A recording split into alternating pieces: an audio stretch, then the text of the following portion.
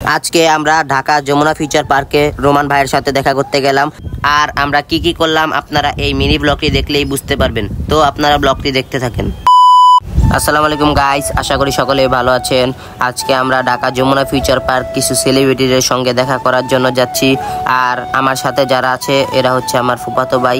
আর এখন আমরা সর্বপ্রথম রোমান ভাইয়ের সাথে দেখা করতে যাচ্ছি। তো এখন আমরা রোমান ভাইয়ের পাইটু ইলেকট্রনিক্সে যাইতে থাকি আর আপনারা ব্লগটি দেখতে থাকেন। তারপর আমরা রোমান ভাইয়ের সাথে দেখা করার জন্য তাদের শপে গেলাম পাইটু ইলেকট্রনিক্সে। তারপর আমার ফুফাতো ভাই একটু পোস্ট দিয়ে দিল। রোমান ভাই আমাদেরকে একটু পিক তুলতে দিল তার ফোন দিয়ে, কারণ তাদের শপে একটি ফোন সেল হয়েছে। আর এই জায়গায় আমার ফুফাতো ভাই একটি পিক তুলে দিচ্ছে রোমান ভাইদেরকে। তারপর আমরা রোমান ভাইদের সঙ্গে কিছুক্ষণ কথা বলে আমরা রাকিব হোসেনের শপে যাব। এই জায়গায় আমি রোমান ভাইয়ের সাথে কিছু পিক তুলে নিলাম। তারপর আমরা রাকিব হোসেনের টিআরএইচ শপে আসলাম। আর এখানে এসে তাদেরকে আমরা আর পাই নাই, যার কারণে আমরা বাসার উদ্দেশ্যে চলে যাচ্ছি। আমরা আবার আসবো ইনশাল্লাহ। যদি কোনো সময় আসার পর রাকিব ভাইকে পাই তাহলে আমরা ভিডিও করে আপনাদের সাথে তুলে ধরবো।